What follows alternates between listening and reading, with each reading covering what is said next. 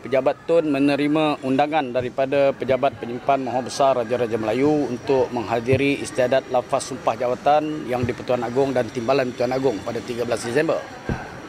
Tadi 7 hari bulan, Pejabat Tun terima satu surat daripada Pejabat Penyimpan Maha Besar Raja-Raja juga memaklumkan bahawa undangan terhadap Tun telah dibatalkan atas alasan mereka tidak dapat menyediakan kerusi untuk Tun pada istiadat tersebut.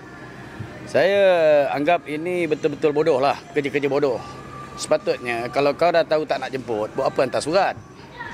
Lepas tu kau hantar surat, bagi pula alasan-alasan bodoh yang macam ni. Tapi Datuk Syed Daniel jangan bimbang, saya tak marah kepada dia.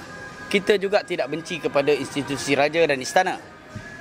Tapi saya ingin mengambil kesempatan ini untuk merakamkan jutaan terima kasih yang tidak terhingga kepada Datuk Syed Daniel yang membatalkan jemputan terhadap Tun ini kerana rakyat tahu ini bukan kerja Datuk Syed Daniel. Datuk Syed Daniel, saya fikir dia tidaklah sebodoh dan sebebal itu. Ini arahan Datuk Syed Daniel, saya yakin dia mematuhi arahan orang atas yang datang daripada pemimpin-pemimpin bebal dan bangang yang berada dalam UMNO dan Barisan Nasional.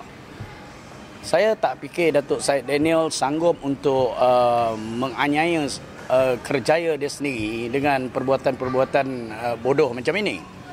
Jadi saya ucap terima kasih kepada Datuk Syed Daniel kerana dengan pembatalan ini rakyat bertambah benci kepada Najib, Rosmah, UMNO dan Barisan Nasional.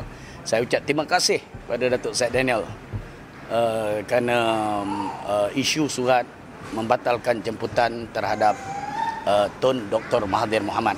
Datuk Syed Daniel jangan bimbang, kita tahu siapa yang bagi arahan, kita tahu. Jangan bimbang. Kita tahu. Terima kasih. Rakyat mesti marah punya. Rakyat mesti marah. Sekian, terima kasih.